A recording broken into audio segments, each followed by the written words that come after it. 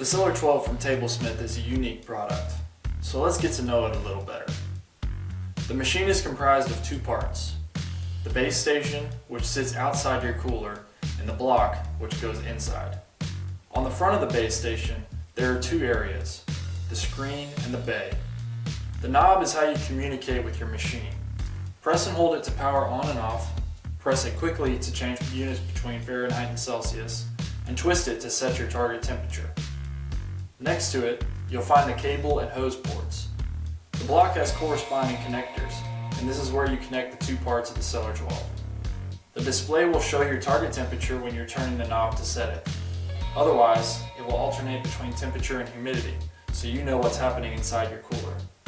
If there's a problem, the display will show you an error code to help you fix it. Under the display, there are 3 LED lights.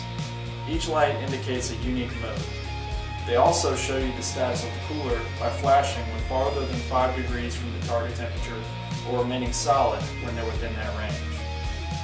If there's a problem, they'll flash in unison to alert you. The screen itself can also be written on with a dry erase marker to track important information like dates or weights.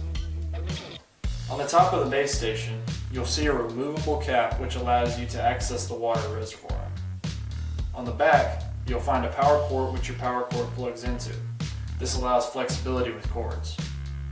You'll also notice grating on the back and sides of the base station, which allows air circulation. Moving to the block, you'll see the air intake and exhaust ports. These are how the block manipulates the air in your cooler. Under the exhaust port, there is a bracket for the drip tank.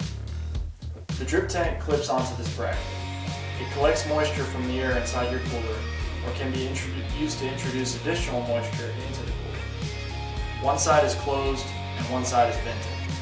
The orientation you use to hang it will determine whether humidity increases or decreases. From the bottom of the block, run the cable into the 2 hoses that connect to the base station. On the back of the block is a dovetail that interfaces with the hanger plate. This is how the block is mounted within a cooler.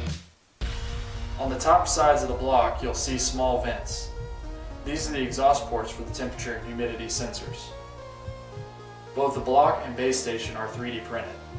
This allows us to use the power of geometry to create durability and pack functionality into a footprint that wouldn't be possible otherwise.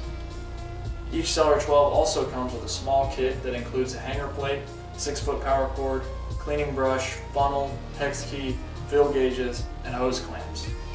These are all the little parts and tools you'll need to use and maintain the CELR-12.